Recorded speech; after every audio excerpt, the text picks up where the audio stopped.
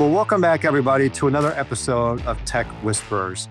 I'm your host, Dan Roberts, and today we're shining the spotlight on someone who not only leads with purpose, but defines what modern mission-driven IT leadership looks like.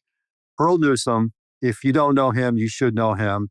The CIO for Cummins, on a career journey that is nothing short of extraordinary. We're going to unpack all that. His journey from West Point to his current CIO roles and everything in between. There's so many rich nuggets, so many incredible Earl-isms that you're going to really appreciate hearing, listening from, being inspired by. And so we're going to have some fun with those with Earl.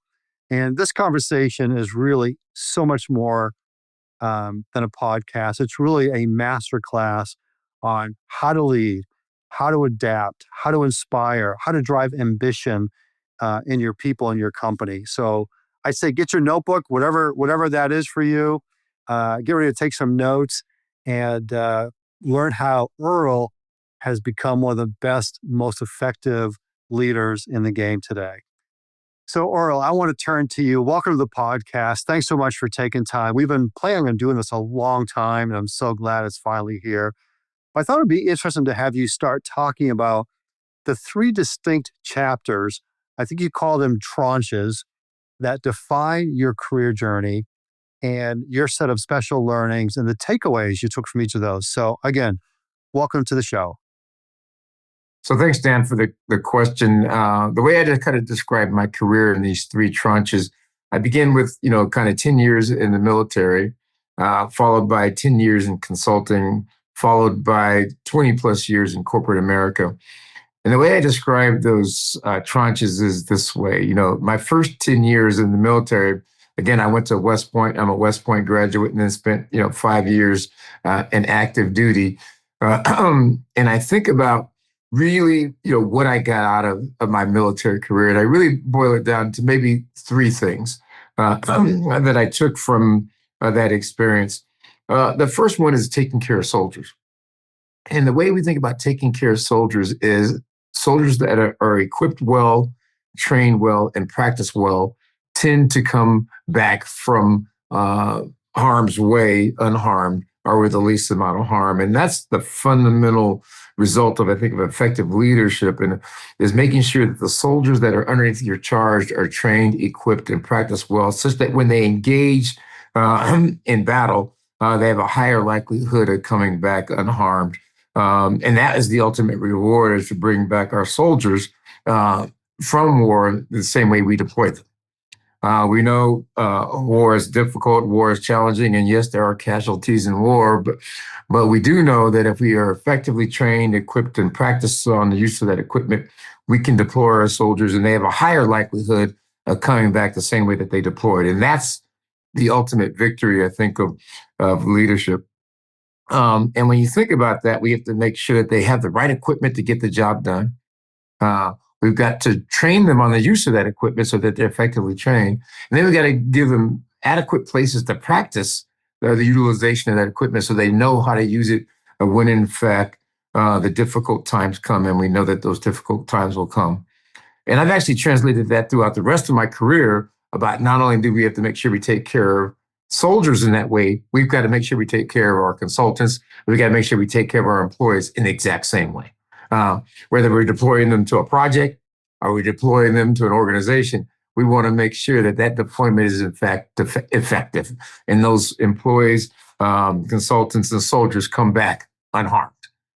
I always say, Earl, the U.S. military is the best leadership development organization in the world, and we just heard why.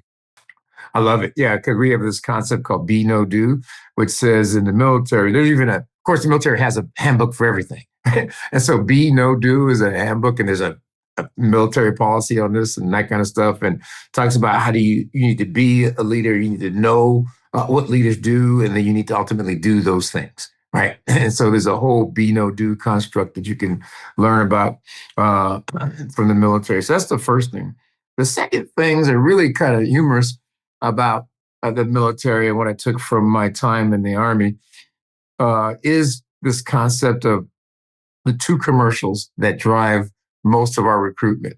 One of them is Be All That You Can Be, right? And the second one is do more in the morning than most people do all day, right? And I remember a FORSCOM general telling me, he's a 4-star. He says, you have to realize that people are in the military because of those two things. They want to be all they can be. They want to be pushed to their limits. They want to make sure that they are the very best versions of themselves. And then second, they want to be busy and occupied and doing things that are meaningful and productive. And so those two things are things that I took away from the military and that I took away from my military experience is that most of our people, employees and consultants, they want to be all that they can be, right? So how do we stretch them and provide them stretch opportunities? And the second thing is making sure that they're actively employed on doing meaningful work, right?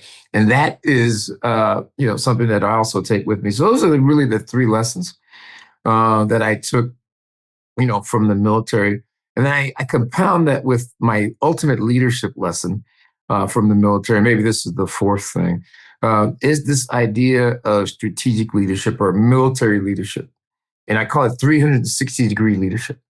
And so 360-degree leadership is boiled down into these 3 things. Number 1, it's being strategically competent. Number 2 is being technically competent. And number 3 is being tactically competent. And so strategic competence says, do we know which hill we're going after? And can we pick the right strategic target to go after?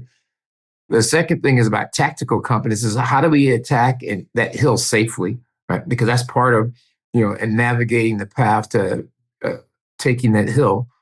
And then technically competent is ultimately about rolling up your sleeves and helping along the way. And so my philosophy of 360-degree leadership is that leaders that I admire are doing all 3. They're pointing out the right target. They're helping us chart the path to accomplish that target. And then they're helping us deliver the ultimate outcome of that target. And so that's really what I got from the military. And so that serves the basis of, me. The second tranche, the 10 years, you talk about the second one. This is about my 10 years in consulting. I started off being, in Anderson Consulting as a senior consultant, all the way up to being a partner in Deloitte & Touche. And so in there, I really learned about the power of knowledge. Right. And I often say, if knowledge is your capital, people are your resource. Right. And so if you think about what a consulting organization has to sell is a billable hour. Right. So a billable hour is just a unit of knowledge. Right. And if you really realize that a unit of knowledge is associated with a billable hour and the resource for that unit of knowledge is people, then that tells you have to be focused on people. It's a people business, like taking care of soldiers. Similar to consulting, it's a people business, right? And so understanding that how people are your resource, knowledge is your capital, then that's how you build a consulting business. And so I often think about the roles of a partner is really growing the business and growing the people. Because if you grow the business, you also grow the people. The only way to grow the business is growing the people. So it's really kind of a reinforcing mechanism that says, that your people help you grow your business, and your business is only grown by growing your people. And that tells you have to invest in people, ultimately, if you want to get the outcome of a greater business outcome from a consulting standpoint. And I think that consulting mindset is an important attribute for leadership. And so in knowing that you need to invest in people to deliver the ultimate outcome is where the magic's at. And so to me, that's what I got from my 10 years in consulting is that it's a people business. And again, if knowledge is your capital, people are your resource. And then if you grow the people, you grow the business. And then moving into corporate America in his last 20 years has been really about making a difference in people's lives, right? And again, you hear the cornerstone throughout everything I think about. Soldiers are people, consultants are people, employees are people. And that then you take all of those mechanisms between growing people and making sure that they're equipped and trained well and making sure they have the right leadership strategy and all those things get you to how to make a difference in someone's life. And so in corporate America, what I've been trying to do is as fully as possible is make a difference in the lives of my employees, our business colleagues we serve, and the ultimate customers that we deliver goods and services to. And if I can make a difference in those lives, then I believe I'm living my life's purpose. And And my life's purpose is this, and this is a journey that I've been on recently, and happy to share it with you and the audience here, is that my life's purpose is, to build a world without limits so that people can be all they can be while delivering some magic all along the way. That's my purpose. That's why I'm here, right? And between my military career, my consulting career, my corporate career, it's all about building a world without limits. And that really begins with my story about, my grandfather. I will say that. So maybe I'll go back a bit and just give you kind of where I came from. And so I was born in Stamford, Connecticut. My brother, 11 months younger than me, was born in Norwalk, Connecticut. My brother, 11 months younger than him, was born in Junction City, Kansas. And so I often say we moved 26 times, but I stopped counting after that. Right? So very transient childhood. And, my birth father left us when I was, 2.5 years old. So I don't know much about him. So I was raised by my grandfather. So my grandfather became my surrogate dad. He also was a military hero, served, 30 plus years in the military. He was in, 3 different conflicts, and was stationed in, primarily in Fort Bliss, El Paso. And as part of Fort Bliss, El Paso, he also worked with Hubert Humphrey, who was then vice president, to help integrate El Paso. So my grandfather really served to me, as my surrogate dad, a military hero, and a civil rights hero, all in one, right?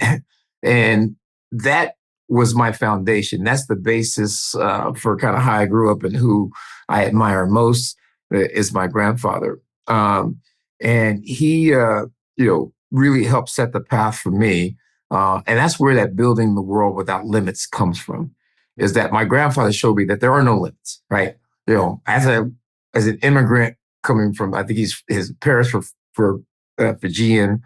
He came through California, came into, they rumored he graduated from ASU with a degree, but we don't really think that was true. But they gave him an honorary one anyway because he was so brilliant, and ended up doing this great, amazing work in the military and in El Paso, and setting the path forward for so many, that he built a world for himself without limits and told me that there were no limits, on me.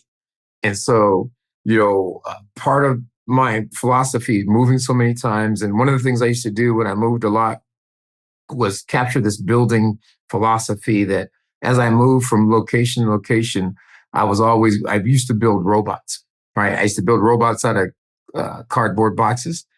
And so, and I would take these robots and I would build them, and they would be we moved so much. And so I would use much to my mom's chagrin, I would take apart the electronics and put them together. That's where my technology acumen comes from, and my, thing to build.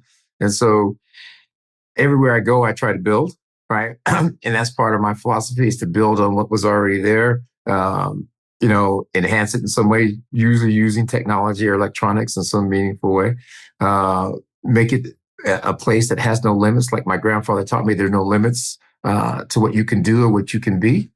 And when I think you're building this world that has no limits, and then you're enabling people to be all they can be, again, that one commercial from the military that tells you can be the very best version of yourself. And if I can build that world that has no limits, that enables people to be the very best versions of themselves, then in fact, they can deliver some magic along the way. And that's that, unquantifiable je ne sais quoi, kind of activity or moment or outcome that they create. And then I stand back and marvel at what they've done. And so that to me is the kind of encapsulation of my whole journey, is this notion of building every place I go, trying to create this world that has no limits so that people can be all that they can be. And when they're doing that, they can create some magic. It's amazing, Earl. People who know you well know that everything you just described is you to a T. You do it intentionally. You do it consistently, not just when it's easy. And I love the idea of the focusing on the changes. And that's a muscle, and also the human side of the equation, because that really sets up our first of 6 amazing mystery questioners, Earl. So you're gonna you love this person as do I, and you're gonna love her questions. So listen in, tell us who this is. Um, Feel free to share a story. You know each other very well, and then you'll have some fun with the questions. So let's check it out. One of the things I've always admired about your career, Earl, is how it spans so many different vertical industries, from engineering to industrial gases, consumer product goods, and financial services. Can you share any suggestions to the listeners on how they might be able to pivot their career industries to build a stronger technology foundation and base of experience? Wow, thanks, Dan, and thank you, Janet, for the question. Fantastic. As Janet kind of alluded there to, is that I've had multiple industries in my career background, and from consumer packaged goods to financial services to industrial manufacturing, et cetera. All of those have been linked together through technology, right? And I think that this is unique for certain functions, in that in this way that we describe the world and the way we're now describing companies, is that every company is a technology company, but in the business of doing whatever they're doing, right? I'm on the board of a bank, and we often say that we're a technology company in the business of moving money, right? We're a technology company at Cummins in the business of producing engines. Some are technology companies in making cosmetics. So we're all technology companies in one way, shape, or form. And so one of the ways that I've been able to, I think, translate from one industry to another is this notion of really recognizing that everything's a technology company, and every company can use a technologist. And I think to be an effective technologist in that company, you have to be a quad deep leader. And so quad deep leadership, to me, is really the cornerstone about how you're going to make yourself move from one company or one industry to another. And that is recognizing that leadership, this quad deep leadership mentality, is an investment that you have to make individually to make yourself indispensable in the industry and the company that you operate within. The first one is business intelligence, and understand, how do we make money? So how does that business actually operate and make money? Number two is industry intelligence, knowing how does that company compete and win in that industry. Number three is emotional intelligence, knowing how people think and feel. And number four is technical intelligence, being a master at your craft, right? Whatever that might be, right? And so I think the latter two, emotional intelligence and technical intelligence, are fungible across all industries, right? So being a master at your craft, right? Just being a master at technology, or master at finance, or master at accounting, whatever that might be, just make yourself a master at that and continue to invest in yourself, in your mastery. Emotional intelligence, knowing how people think and feel and being able to connect with people at the human level, is important, but that's also immediately transferable across industries. Where you have to make your investment to make the industry transition is to really get truly invested in what industries that company participates in and how they compete and win, and understand the theory of their business, right? And what's the theory of your business that helps you compete and win? Why do customers choose you out of all their other competitors? And then how do you make money in that industry, right? In that particular company. So knowing what drives, is it OI? Is it, profitability? Is it capital deployment? Whatever it might be, understand, and that really begins with understanding kind of how they apply capital. And I think if you build that muscle to be quad deep, and then be able to flex those two muscles that I've described as, business intelligence and industry intelligence into the industries and businesses you want to be a part of, you can be successful in a multi-industry career. So be quad deep, learn how to build that muscle, and continue to invest in emotional and technical intelligence. And I think our audience, if you have that capability, you'll be successful in a multi-industry career. I was hoping we would get to quad deep, and so I'm really glad that Janet's question prompted it. So much rich learning there, and you've proven it, right, across many industries, companies. But thank you, Dr. Janet Sherlock, good friend. She was my guest on episode 58, and I dare say she was one of the best CIOs ever, and I think she's going to do her best work in chapter 2. So, And Janet is a dear personal friend, and she's also, I'll call her the instigator, right? And Janet is famous in my mind for actually instigating our whole strategy around Tech Pack. In fact, it was a group of CIOs, and she was one of them, was getting together with Michael Smith and others to try to figure out what IT can do as a function and as a sector to respond to the healthcare crisis. And when that group was getting together, Janet Sherlock raised a question. This was after the George Floyd incident. And she, was the one to bring to that group that says, I really can't talk about healthcare crisis. I need to talk about social injustice. And I think that that instigation was the impetus for us starting the Tech Pack, right? Michael said, that's a great question. What can IT do as a sector to respond to social injustice? And then he asked me to think about that. And the output of us thinking about that and that question being raised by Dr. Sherlock led to the instantiation and creation of the Tech Pack. But if it wasn't for that question, it would not have existed.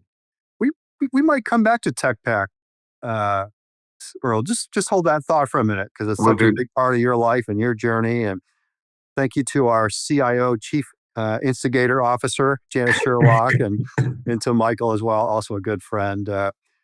Earl, we've got another question here. Someone you know very well, someone that you work very closely with. And I love her question. So let's listen into this next one. I know that Earl has a strong belief in the importance of agility for a company's success. I'd love to hear his thoughts on why agility is so important. Who's that, Earl? That's Bonnie. That's right, Bonnie Fetch. Fetch. Who's Bonnie? Well, Bonnie Fetch she's a close colleague, and she's my boss. And I've known her, for the last few years since I've come to Cummins, and I've come to admire her greatly for what she's been able to do and what she's been able to accomplish. And the influence that she's had kind of on our organization is actually unmatched. Incredible. So I also know of your focus and passion on agility, business agility. So talk about her question, your thoughts around agility, why it's so important. That's an amazing question. And thank you, Bonnie, for the question. And thank you for having me to opine on what I think agility could mean from an industry standpoint. To me, I think about agility as the beginning of a company's ability to respond to the unknown, right?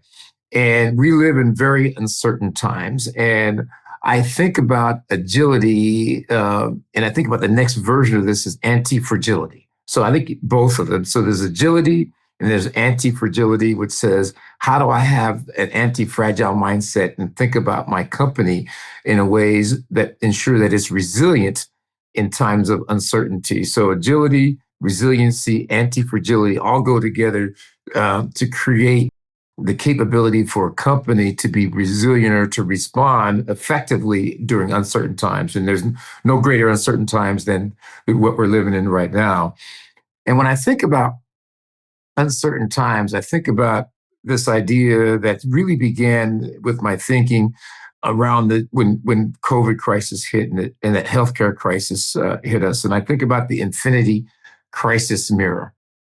And I think about the infinity crisis mirror is that what first started out as a healthcare crisis, which was added on to an ongoing mental health crisis, right?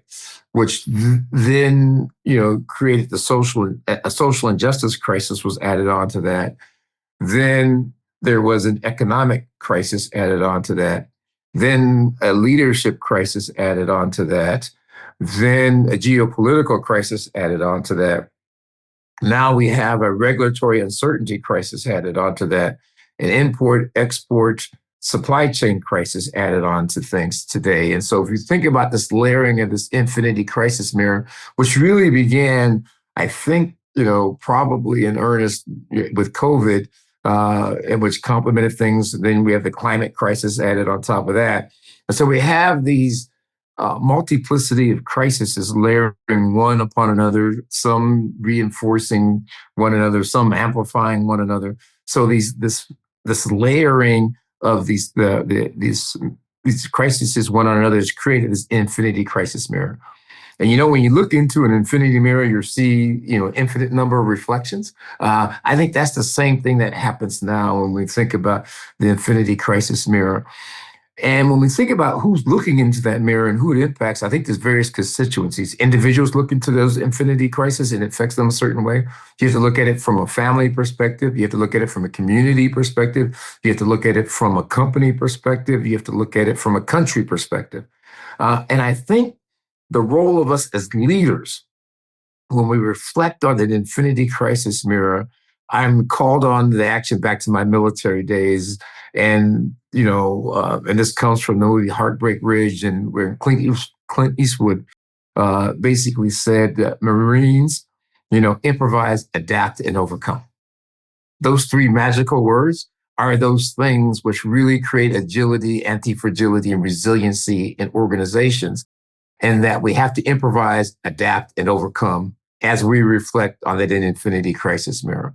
And so as leaders, my challenge to you is to build that improvisational muscle up so you can improvise, right? Then you can adapt and you can overcome. And I think that same philosophy can apply to businesses. It can apply to individuals, can apply to communities, it can apply to countries. And so we have to improvise, and part of that improvisational, easy for you to say, improvisational leadership really begins again from another military construct called the OODA loop. And so OODA loop, right, is observe, orient, observe, decide, and act, right? And so you orient yourself to the problem, you observe the problem, you orient yourself to the problem, you kind of decide what you're going to do, and then you act. And so there's an OODA loop in terms of how you can think about improvisational leadership. And then you adapt to based upon your resources and the situation at hand, and then you act, right? And so I think this, that notion that Clint Eastwood said, improvise, adapt, and overcome. That's the real benefits of agility, anti-fragility, and resiliency in operations. And that companies that can improvise, adapt, and overcome will win. Those that can't will get passed by. It's really that simple. That's amazing, Earl. And the whole decide and act part of that OODA loop, right, is something that a lot of leaders today are freezing up. They're indecisive. They're not making the call, and I think it's hurting companies a lot. And kind of sets up a couple of your favorite quotes around change. I think would be appropriate now. I mean, and Bonnie, thank you for the question. Bonnie got you talking about agility. Janet got you talking about pivoting. So let's talk about change and how you think about that. Two of your favorite quotes, I believe, are one from Peter Drucker. The most effective way to manage change successfully is to create it. And then from the great Mark Twain, if you want to change the future, you must change what you're doing in the present. So does that align what you just shared with us on the? Oh, I love it. Yeah. I think, two things that I love is I think about the Peter Drucker and Mark Twain, and I think about Arthur C. Clarke too, a little bit, in my favorite quote lane is that, this notion of Peter Drucker, the best way to create change and the best way to predict the future, right, is to create it, right? And so one of those things that I often say is that the, creation of the future is choice, right? You can let it come to you, or you can decide your best to try to influence it. And so create the future that you want to be is, it's almost like that man in the mirror thing, right? So, you look at the man in the mirror, the person in the mirror, and make that change, right? And so I think this notion of really predicting the future by creating it gives you the best opportunity to thrive in it, right? And that's one of those, back to my people philosophy. I like to have people thrive in this world that has no limits. And so And the best way to thrive in a world without limits is to create your preferred future, right? Therefore, you can thrive in it. I think that's important construct. And the Mark Twain quote, I will even add this one to you, is he goes, I think this is Mark Twain. He says, progress I don't mind is change I don't like. Right. And so, this notion that people all want progress, right? But nobody wants to change. It is and I love the satirical nature of that quote, that, you have to have both, right? You can't have progress without change, but what they want is progress, but I don't have to change. And so, I think, people have to recognize in order to achieve progress, you actually have to change, right?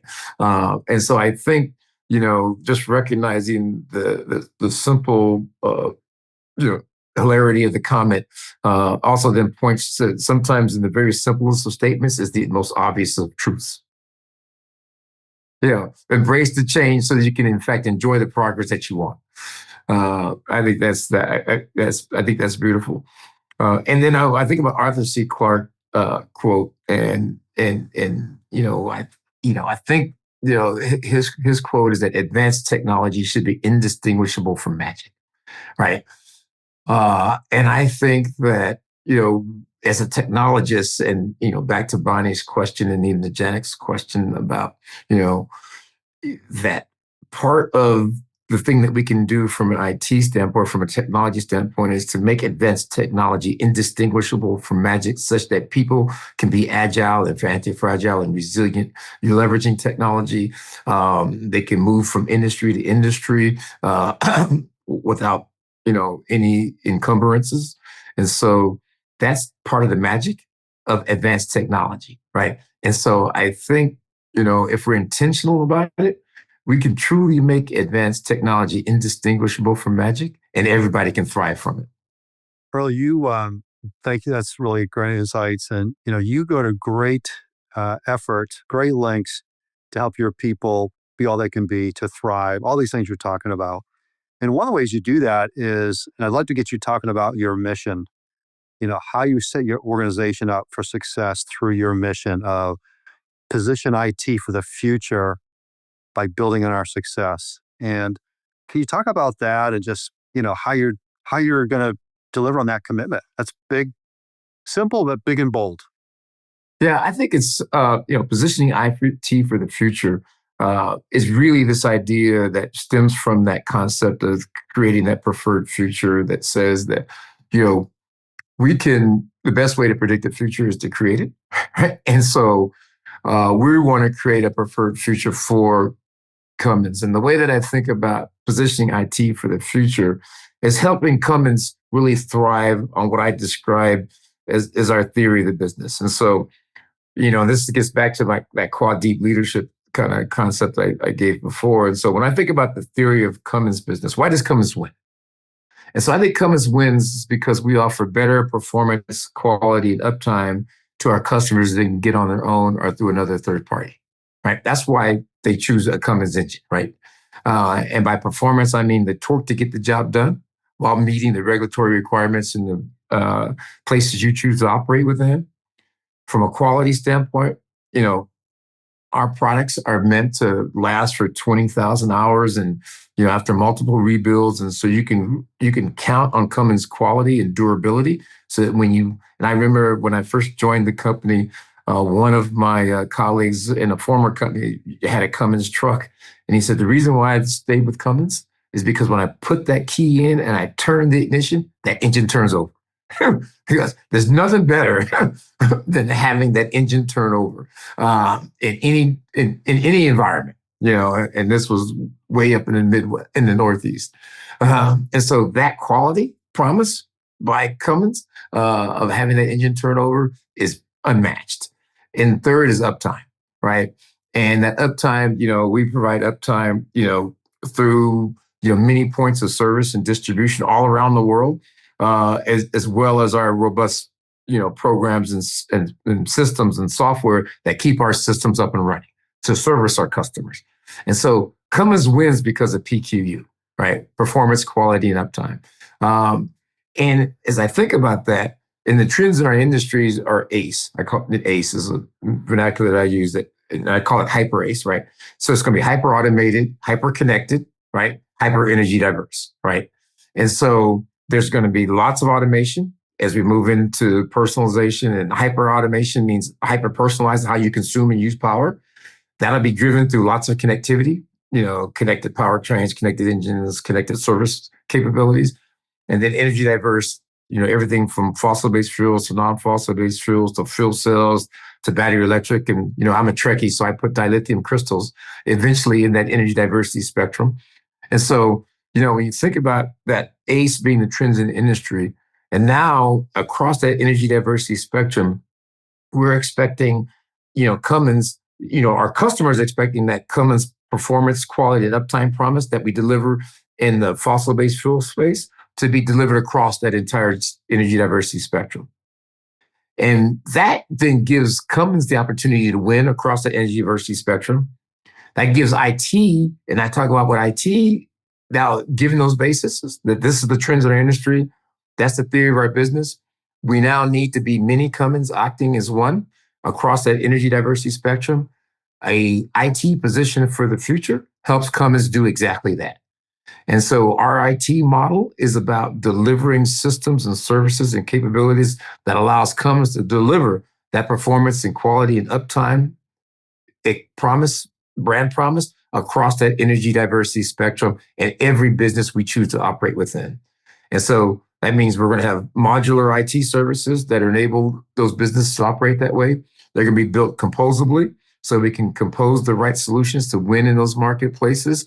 Will be built with the same, with our people having those same attributes of composability and modularity and having the right skill sets to win and build those solutions that will support our businesses in those markets.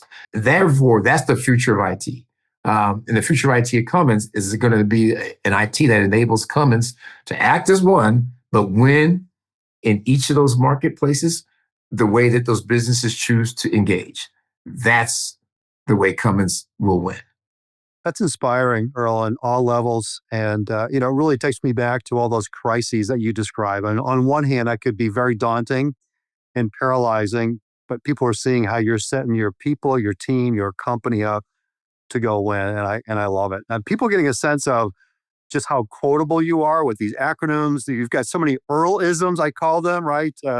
Quad deep leadership, 360-degree leadership. And one of my other favorite Earl-isms, I've got more here, but you talk about don't be on the seventh ring of Saturn. What does that mean, Earl? Because that's pretty catchy. Yeah, I'll talk about that. And I think it goes to another one of my constructs that says, I call it the 6-word story, right? So a 6-word story is this. And it was made famous by Ernest Hemingway and was challenged to write a 6-word story.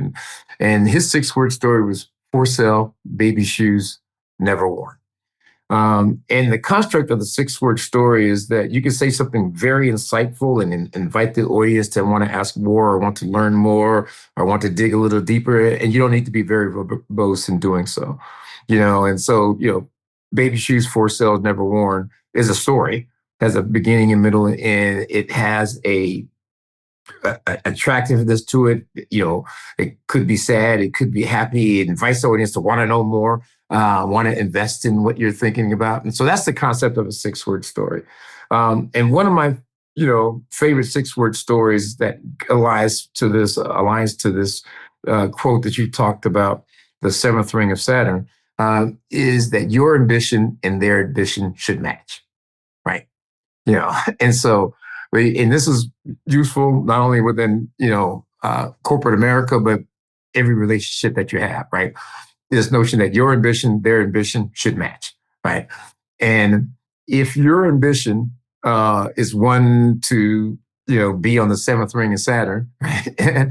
and their ambition is, no, I need to keep you on Earth, then you have an ambition mismatch problem. And you're going to be dissatisfied. They're going to be dissatisfied. Eventually, that's going to fall apart, right?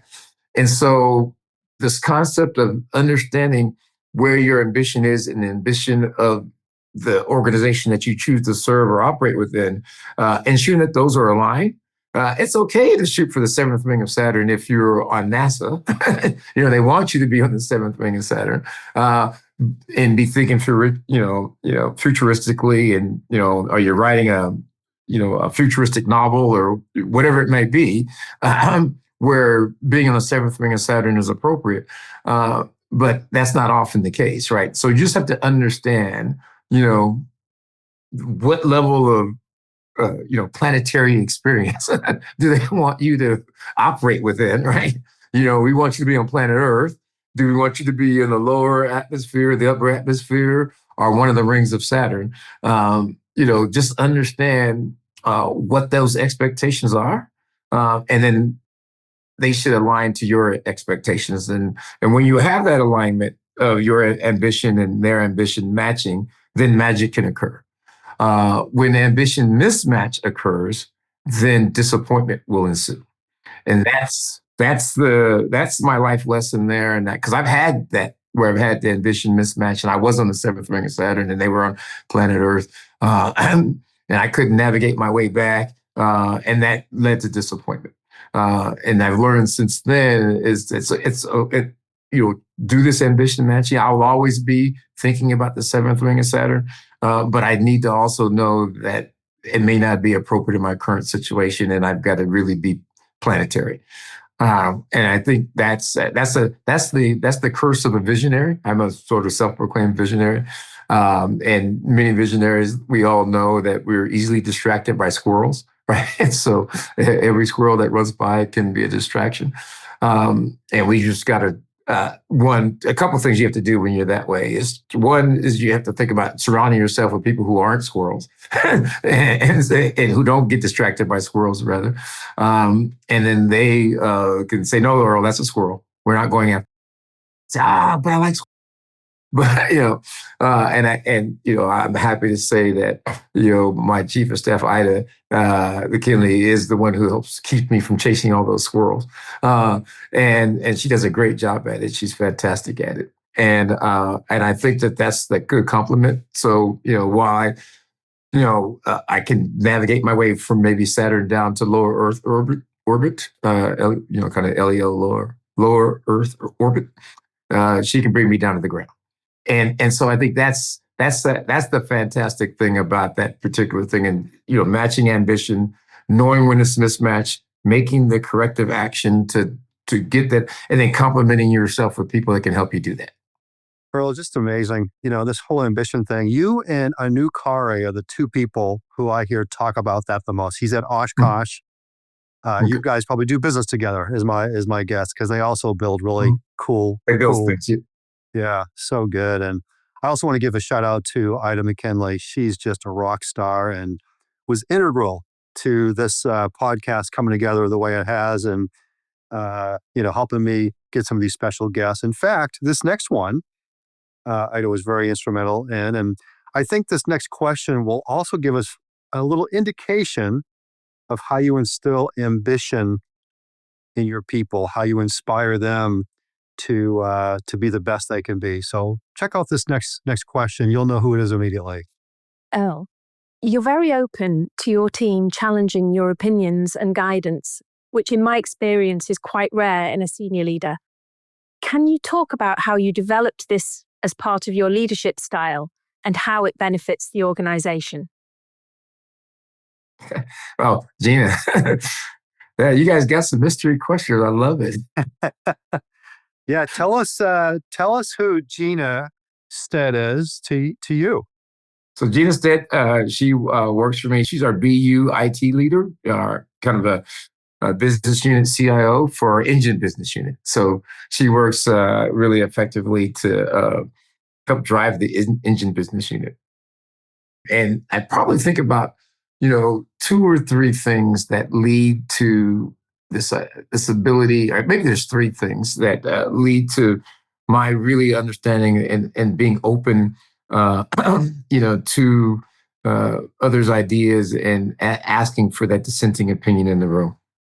And so one of the things is that there's always this cognitive dissonance between what executive thinks is going on and what the rank and file think is going on.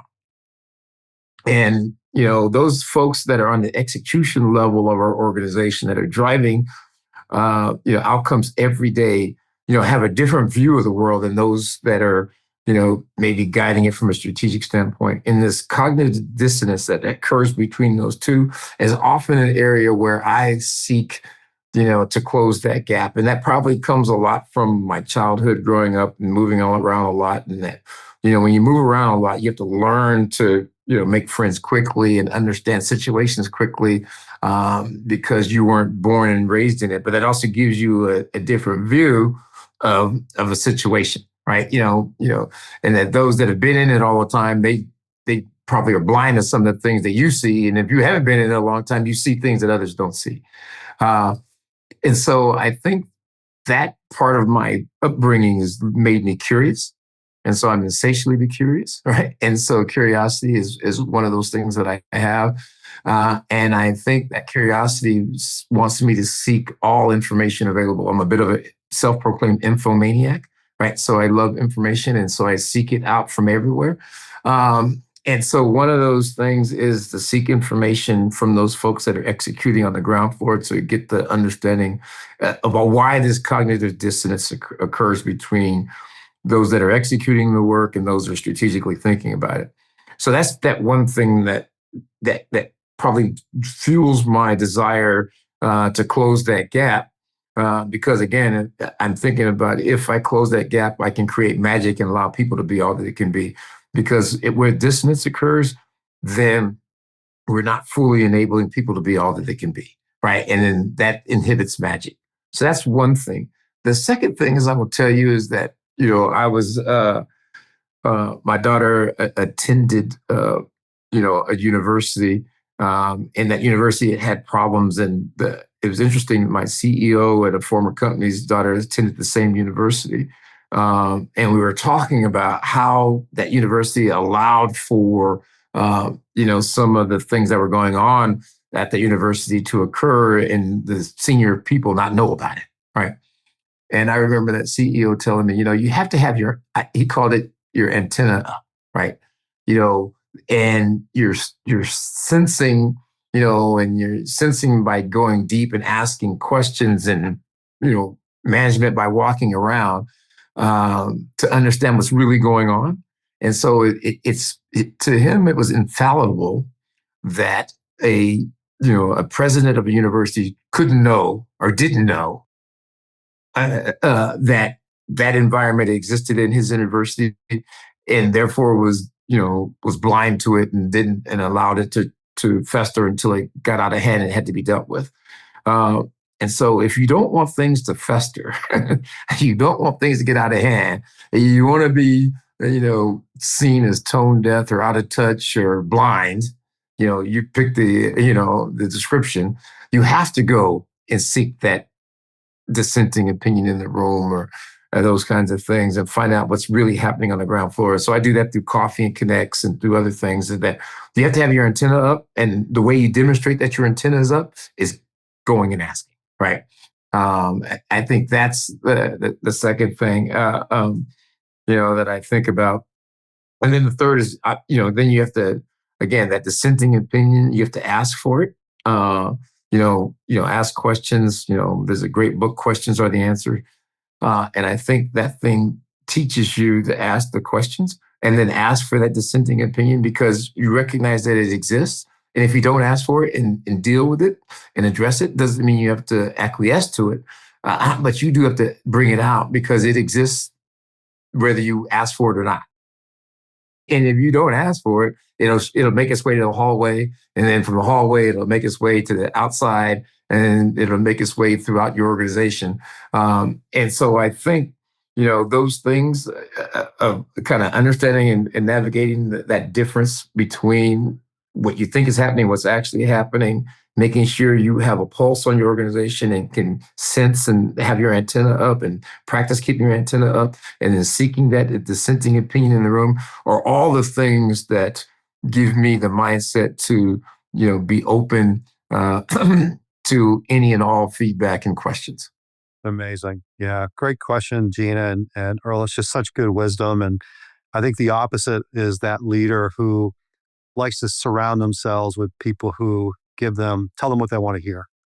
Right. And they don't want to hear the dissenting. And I think that's just a recipe for disaster. That team, that company is going to fail, and they're going to fail bad. So that's kind of a great inside out question from Gina. I've got an amazing outside in question for another mystery questioner. I am not exaggerating when I say industry legend. So let's play the question. Earl, given your experience in the military, in consulting, and leading some of the largest organizations from a technology standpoint, you bring an incredible ability to solve complex problems in innovative ways. How do you tease out and inspire teams to bring creative and imaginative approaches to solving some of the biggest challenges in technology? Well, I have to say that I am unapologetically ambitious. And thank you, Shelley, for that amazing question. You've inspired me from 1,000 different angles, right? Your stature as a CEO, your stature as an author, your stature as a board leader, your stature as a friend. I will have to say that your stature as a bid whist player leaves a bit to be desired because I am the better bid whist player. But other than that, Shelley, you're absolutely amazing. And I do remain unapologetically ambitious, because of much of your influence. And so when you talk about how do you unleash the power of creativity and how do I, drive that out in an organization, that is an amazing question. And I think it begins with this idea of divergent thinking. And so I practice the habit of divergent thinking and really begin the exploration with any solution that we're thinking about, how we might bring technology to it is with divergent thinking. And divergent thinking really begins with this notion of exploring the idea of invention and business idea where there's value. So to me, the definition of innovation is the intersection between business idea and invention where there's value. And I think business ideas can come from any number of places. So business ideas can come from the 2:00 in the morning revelation to talking to your employees, to talking to suppliers, to talking to customers. You can elicit out 1,000 ideas.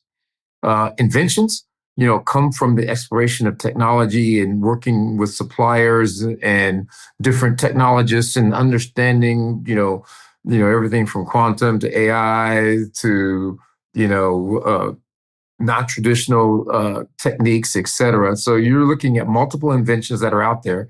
And so your exploration of assembling a bunch of different business ideas and a bunch of different inventions, and then exploring the intersection between those with divergent thinking. Can I apply this here to that? Looking for patterns, all of that capability of creative thinking, which is looking for patterns, looking at and understanding the different aspects of invention, how inventions can be applied in one domain, but ultimately be redirected to apply to another domain. All of that thinking leads you to a set of divergent possibilities. And then after you've done that exercise of divergent thinking based upon the exploration of ideas and the exploration of multiple inventions, then you start to converge on that which makes the most sense for your organization, right? You can't always be divergent because that takes a lot of energy. Then at some point you say, okay, reach the pivot point. Now I go converge. And then in that convergent thinking, we get to the ultimate solution or set of solutions that we do our analysis on, and then pick one of those solutions to go forward. So to me, the beginning part of that process of exploring ideas from all of, and I call them the four voices, right? So there's your voice, the voice of your customers, the voice of your suppliers, and the voice of your employees. Explore every voice, right? To get potential business ideas. The invention side, explore all those aspects and avenues to create inventions and to find what inventions exist out there, whether they're process inventions or technology inventions. And then use your divergent mindset and creative mindset to look for patterns and applications of those inventions to those business ideas and find the intersection where those value. And then based upon that value assessment, you can do your initial analysis of options A, B, and C and pick one and go for it. So that to me is that divergent convergent process is where creativity flourishes. Wow. Well, Shelley, thank you so much. And for those who don't know, you should know, but Earl said a couple of times, tongue in cheek, how he was unapologetically ambitious, because that is Shelley's book. That is phenomenal. So that's definitely a book you want to take in this summer. And board director, advisor to many, mentor to many, was an amazing CEO. So thank you, Shelley. I know you're a great friend with Earl and vice versa. Um, Earl, I think about how you tackle big, bold, challenging, complex problems. There's another part of your mantra, and I'm gonna quote Steve Jobs, part of one of his quotes that I think will tee this up even better than I could. He would say, "Simplicity is the ultimate sophistication. It takes a lot of hard work to make something simple, to truly understand the underlying challenges and come up with the elegant solutions." And I know that resonates because it's part of your leadership mantra, right? So you probably know where I'm going with this. Yeah, I do. Probably. Yeah. So talk about do the simple things well. Yeah, I think this idea of simplicity, and Lisa Bodell talks about this as well in her book about why simple wins, right? And I think simplicity is the most complex thing you can actually tackle, right? It's very complex to make things simple, and that's where I think I love Shelley's question leads to this because that's where divergent thinking and comes into play. So how do I make something very complex simple? And I love Steve Jobs, and read his book. And I think, the things about driving simplicity and how complex it actually is, to take away options and those kinds of things. Because I think we in IT, and this is my favorite quote, is we're expert in making the simple complex. We are expert at that. We can take a simple process, right, and add, 40,000 features to it and, create code bloat and, option extravaganza, right? And yet, we have not yet achieved the outcomes that we want. And so to me, the exercise in simplicity and why simple wins, and that's a quote from Lisa, is that simplicity invites the user to actually use the system that you've created. And I often talk about this is why simple wins, I think, is that in order for us to move from installation to realization, we have to go through utilization and adoption, right? And so you can install a system.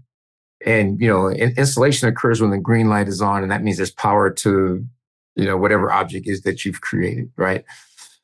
But realization actually comes through the effective adoption and utilization of whatever that thing that you installed is, right? And if you want to drive adoption and you want to drive utilization, simplification is your way to drive utilization and adoption and deliver benefits realization. And I think we as IT people have got to move from this idea of installation is a win to where benefits realization, the outcome is a win. That's the magic of simplification, because that path from installation to realization is accelerated through simplification, right? And because simplification will drive adoption and utilization. So to me, to define these things for the audience, installation is getting the thing installed up and running, right? Adoption is ensuring that your target audience is actually using the software, is signed in and actually using the software that you've created. Utilization is finding out the high water mark of the users who are getting the most value out of that solution, and then bringing everybody else to that high water mark. So you codify the best user and you make everyone else a best user, right? And if I've got that, if I got everyone using the system that I want, and they're using it to the best and highest of their possibilities, I'm going to get the greatest outcome, right? And that's benefits realization, which is the outcome generation of what you wanted. So in the using simplification, right, to drive adoption and utilization is the best way to do that, right? And and you do that through I get to use my favorite word on the planet, right? Ethnography, right? And saying, this ability of observing humans in use of the solutions that you've created and making it simpler for them to use will create better outcomes. That's just simply the truth. And that's why I believe in this. We talked about STEM.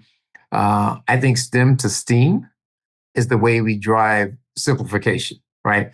And you think about STEM, science, technology, engineering, and math. STEAM is science, technology, engineering, art, and math, right? And if I can bring artistry into my technical solutions, I can bring design, I can bring intentionality to it, and I can bring simplification to it, right? Through art, right? And that's where I think the power of the arts is. And that's where I think digital ethnography will come from. Digital anthropologists come from, artists. And so these non-traditional domains that enter into the engineering and science domains will actually help us create technology that's in fact usable, right? And usable technology will outpace any unusable technology. And so that's the simplification of, some of the design work that's been done for some of the recent technology that we've seen. And the more that you can inject design, intentional design and design thinking, using that, intuitive thinking and analytical thinking and design thinking that sits in the middle. I think, simplification with design, leads to, better useification of your software solution, whatever it might be, which will drive adoption and utilization, which will ultimately lead to better realization. That's the magic. That's the magic right there. Wait, what was that word again, Earl? Which one? Favorite word? Oh, ethnography. Ethnography. Okay, I'm gonna have to go. That is good. And we're seeing here why people have to go back and listen to this again, take notes, build out your playbook. There's so much here. This next mystery question is going to be a little bit off the page, a little bit. Okay. Earl, and there's no right or wrong answer, but I can't wait to hear your answer to this. So, all right. A personal friend of yours knows you very well. So check this one out. Given your wide swath of people you've met in the world, what three people would you like to sit down and maybe discuss how to solve some of today's toughest challenges? And these people could be live or dead. Just what three people would you put at that table to have a discussion with? That is such a good question. I asked Monty Ford that question recently, and when that podcast comes out, you want to listen to his answers as well. But do you have three people in mind, Earl, you'd want to hang out with? Yeah, I think I do. And who is that, by the way? Who is that? That's Chris Cardell. Thank you, Chris, for the question. Chris Cardell is my best friend, and he's the one that got me into golf. He's the one that taught me about this notion about life is a series of shared experiences. And he brings a philosophy that really, I think, is that everyone would benefit from, is that, as you go through life, you're generating shared experiences, and that's what brings you closer to people.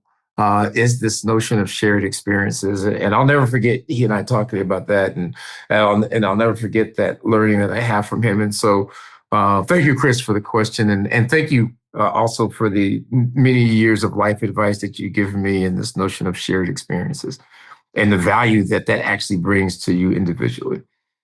So if I think about what three people I would bring to solve today's problems and to opine and, just to chop it up with, if you will. This is an amazing question as I think through who would those three people be. I think I would begin with, you know, you know, I love, fantasy, stuff, and I'm a Trekkie. And so Gene Roddenberry, right? The, the concepts that he created, the risk that he took, and the things that he did in the '60s, and what Star Trek meant back in those days, and for it to last these many years, to sit down and chop it up with Gene Roddenberry, would be a fantastic thing to do. Have him at the table to talk about the art of the possible, and how he sees things. It would be fantastic.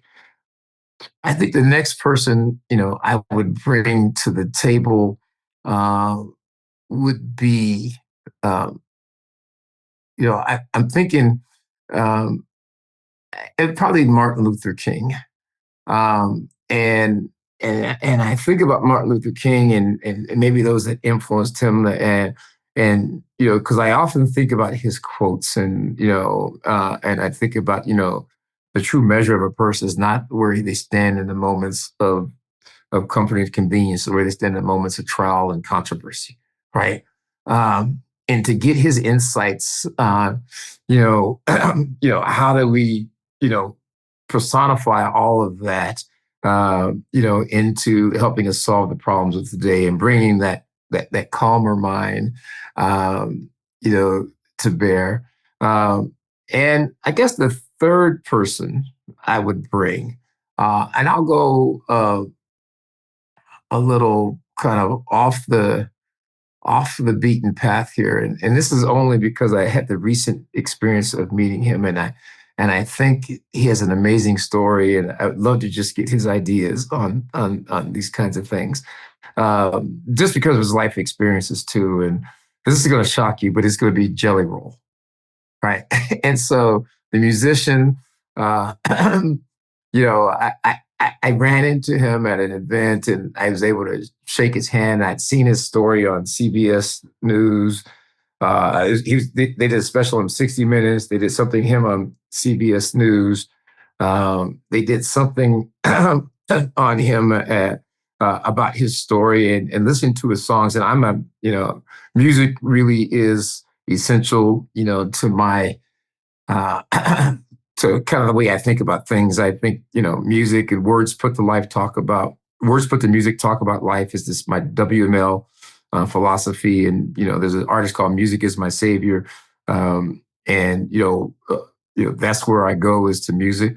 And today I'm, Jelly Roll, I was able to shake his hand, and I said, I love your story. I love your history, the trials and tribulations you've been through, way you've emerged.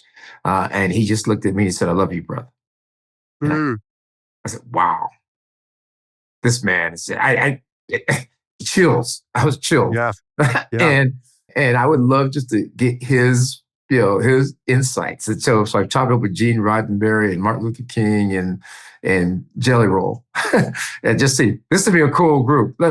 Yeah, that's worth all the price of admission right there. But yeah, what a special question.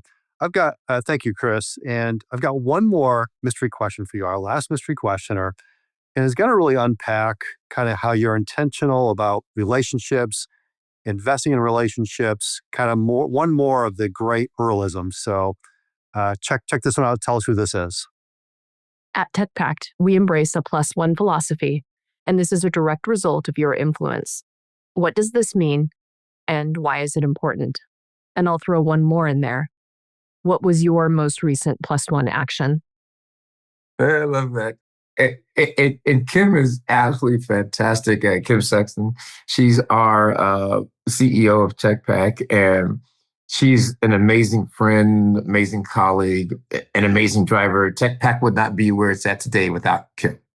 Yeah. Just simply put. And so the way that we think about the TechPack, and I talked a little bit about that, and I'll go a little bit into the story of TechPack. And I said earlier that TechPack really kind of arose from a question Janet Sherlock had. about, what can we do as a technology group to really respond to the technology, or the healthcare crisis, and to the social crisis. What she was asking about is I can't really talk about healthcare. I got to talk about the social crisis that we're in, part of that infinity crisis mirror. And I talked about leaders improvising, adapting, and overcoming. So this group of leaders decided to improvise and say, what can we do as a technology sector to respond to the social crisis of the day? And so then thinking about that Martin Luther King quote I talked about, Michael Smith approached me, and Michael Smith, the CIO of Estee Lauder, now recently retired, and he also now, he's a primary investor in the Carrick Rangers. So shout out to the Carrick Rangers, who are a soccer club from Ireland that I'm also now a part owner in. So I'm now an owner of a part owner, a small bit, I think of a soccer club. So shout out to the Carrick Rangers. And I think about Michael as being this personification of that Martin Luther King quote. It's not where you stand in the moments of comfort and convenience. It's where you stand in the moments of trials and controversy.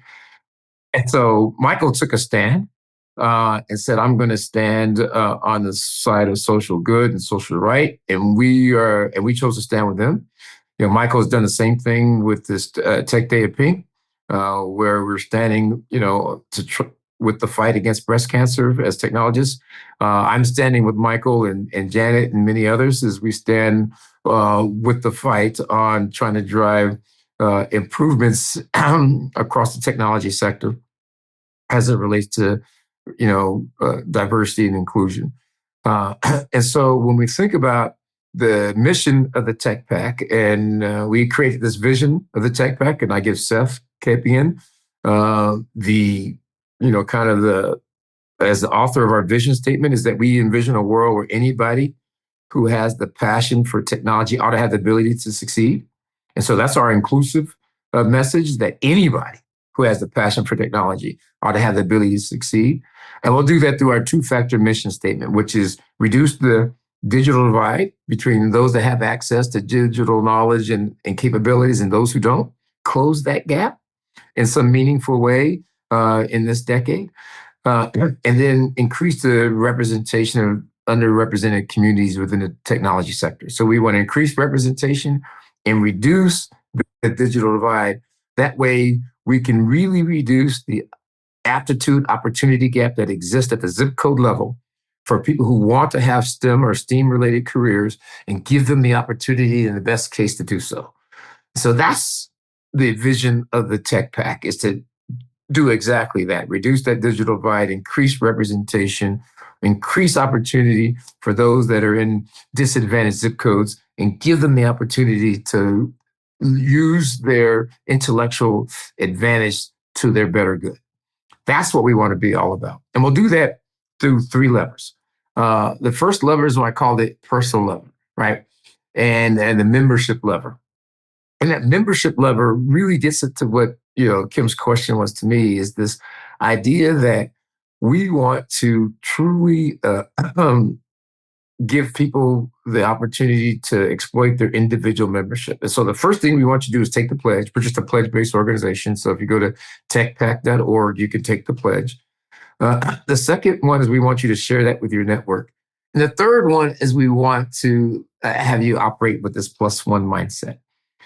And the +1 mindset is very simple. It says add 1 to something that you do every day on a regular basis. You choose the regular basis, whether that's daily, weekly, monthly, annually, you pick, right? The goal here is for you to add simply 1 that you do. One is something that you do every day on some regular basis. Again, you choose that basis. And that's read a book you wouldn't otherwise read, listen to a song you wouldn't otherwise listen to, take someone to lunch you wouldn't otherwise take to lunch, right? Add a candidate to a slate that you wouldn't otherwise add to the slate. Work with a supplier that you wouldn't otherwise work with. And we believe through the power of our network, we can be a force multiplier to achieving our objectives of increasing the representation of underrepresented communities within the technology sector over this decade by just each of us doing +1. So I asked each of you, as part of this membership lever, I want you to do the other ones, take the pledge, share it with your network, but also start practicing this plus one manifesto. And then you can join our network and be a force multiplier to achieving this ultimate goal. And she asked, what's my plus one, my most recent plus one? And there's been several, right? But I'm just started now reading, and I'm a member of a book club. And this is another way of really expanding your plus ones, is getting to be a member of a book club. And my book club is actually a New York-based book club when I was in New York. And, so there's a bunch of, interesting people inside this book club. And the book we're reading now is Pachinko. And it's about the journey of and I'm about 30% of the way through it right now. And so it's right now about the journey of a young man and ultimately and his son or his daughter, and then there's a couple generations I think that this book is going through. And right now I think I'm in 1936 or 7 of the book. The year is there, and it's about the relationships between Japan and Korea and what happened in those times. And so it's an interesting story. It brings a lot of visualizations, about how some of these people lived during that period of time and some of the complications that they had to go through. And so that's what I'm reading right now. So my plus one right now is reading the book Pachinko. And I read her other book, which was called Free Food for Millionaires. And I don't remember the name of the author at the moment. I think it's Jin Ming Lee, but it was Free Food for Millionaires was an equally compelling book. And through this book club, I get a lot of plus one because I read books I wouldn't otherwise read. I tell you that. So, and it's been around for 5+ years. And so that's our membership lever. I'll go quickly through the other 2 levers, just so that for completeness. We have a partnership lever where we are working with, we're trying to connect the dots, right, or fill the gaps. And so through our membership, we look at organizations that are doing great work to try to accomplish our mission. So we'll either fill the gaps, right, with time, talent, or treasure to help those organizations produce the outcomes they want, or work with these organizations like Empower and Year Up and others and use the resources that they create, right, and give those resources internships, externships, jobs, through our companies that, could help them utilize the resources they create. And the last one is storytelling. And we do storytelling lever, and we try to do either, similar podcasts or things like this, or, we've written some bespoke reports, which allow for us to share our experiences kind of across the industry. So that's the tech pack. And that's my plus one, Pachinko.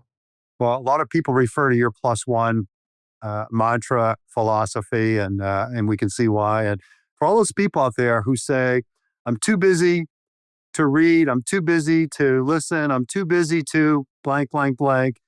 I mean, this is one of the busiest people on the planet, and you still find time to go read. And this is not like something that's on your, maybe your CIO reading list. This is about making you a better, more interesting human, and these things matter. So Kim, thanks for that question. Really special person. She's had a lot of impact in a lot of places, and now on Tech Back. You're big on force multiplier. You're big on give back. You're big on helping others. You're going to love this next question. It's our Tech for Good scholarship. Okay. I was going to ask you to recommend a STEM nonprofit, but I'm going to ask you to recommend a STEAM. We're going to expand that now, Earl, but a STEAM nonprofit. But our TechLX leadership program, you're familiar with it, 9 months. You've leveraged it in the past to develop your leader. So it's world-class leadership program. Is there a STEAM nonprofit that you'd like to gift a scholarship and that program to? Great question, Dan, and that's a great opportunity. And I want to do this, again, if I'm thinking about my plus one and I'm thinking about, reaching out to others and expanding the framework, I want to do it to high tech. So high tech is the Expanded Technology Executive Networks group, right? And much like ITSMF was, IT Senior Management Forum, high tech is a similar type of forum for Latino and Hispanic colleagues. And so I am more than happy to extend this to that group and ask them to take advantage of it. And I think it would be, a great way, again, to be a plus one and add one more to the circle. That's amazing. Yeah, great organization. We'll get their website out there so people learn more about them. We have had ITSMF many times recognized, so I'm really glad High Tech got the shout out here. Earl, this has just been amazing. We're going to spend some more time going over your CIO.com blog. We're going to talk about habits that Earl has perfected in building world-class IT organizations and helping build world-class IT leaders. But I've got one more Earlism before I let you run. Could you unpack? I think it's the perfect place to end. You always talk about have fun. Life is what happens while you're busy planning. I think it's a great place to end. Just give us your high-level Earlism on that. Yeah, I would say my high level Earlism on that, and again, everything has a story, right? And there is a place called the Brown House Bar, and I think it's in Put-in Bay, Ohio, right? And at the Brown House Bar, there's a guy named, I think it's Mad Mike. And you go in this bar and he sits there on stage and he has a saying that was above the bar, above his stage. And it was, every day above ground is a great day, right? And that saying to me from Mad Mike, I think it's Mad Mike, right? Was the thing that led me to this notion that, life is what's happening while you're busy planning. So it's good to plan. It's good to be resourceful, but also it's good to be spontaneous. Remember, every day is an adventure, and that really every day above ground is a great day. And I'd be remiss without saying one other thing. And this is, you've seen, my logo right here. This is Parker Avenue. Yes. So I'm shouting out my wife, right, and her yarn shop. And so she is also an influencer, right? And I think the most interesting about Parker Avenue, and you can find it on Instagram and your favorite places, so it's www.parkeravenue.knits.com. And it's a yarn shop that she runs. And the most interesting about her yarn shop, as I would tell you, is, she got into this yarn shop as, something that she wanted to do. She's a lawyer by day and a yarn shop owner by night. But the most interesting thing about her journey is that one time she was out shopping with her, business colleagues that are helping her start this yarn shop. And there were three of them with her. And they were riding around looking at yarn shops, and they were having a conversation in the car about life and things like that. And all three of them began to talk about their survivor story for cancer. They were all breast cancer survivors. And she realized at that time, even though they were telling about, here's all the stuff you have to go through, the hair loss, and they were being graphic like women can be about all the challenges that you have to go through. And she was listening to this dialogue about how they were commiserating about, the challenges they had and ultimate, success they had in ringing the bell. And, that story, led her to turn this from a commercial venture to a community venture. So Parker Avenue exists because of community. And I just would be remiss without, giving her a shout out for her, community influence and for the Parker Avenue brand. I wish her all the luck and success in the world. Again, I want to build a world without limits so that people can be all they can be and create some magic all along the way. Earl, thanks so much for being so generous with your time, your treasures, your gifts. You just showed up and just took these questions on the fly. It was amazing and just so fun, but special people here. And so we all appreciate you very much. Thank you for the opportunity, Dan. Hope you got some useful content out of it. And if not, you had some fun. I'm always guilty of what I call infotainment. So hopefully you got some information. And if not, you were entertained. And both were good. We get all the above and more, my friend. Thank you so much. And to our great Tech Whispers audience, I truly encourage you to go back, listen to this again, take notes, share this out with people. There's so many rich nuggets here. Earl, wishing you great things, and can't wait for our paths to cross again.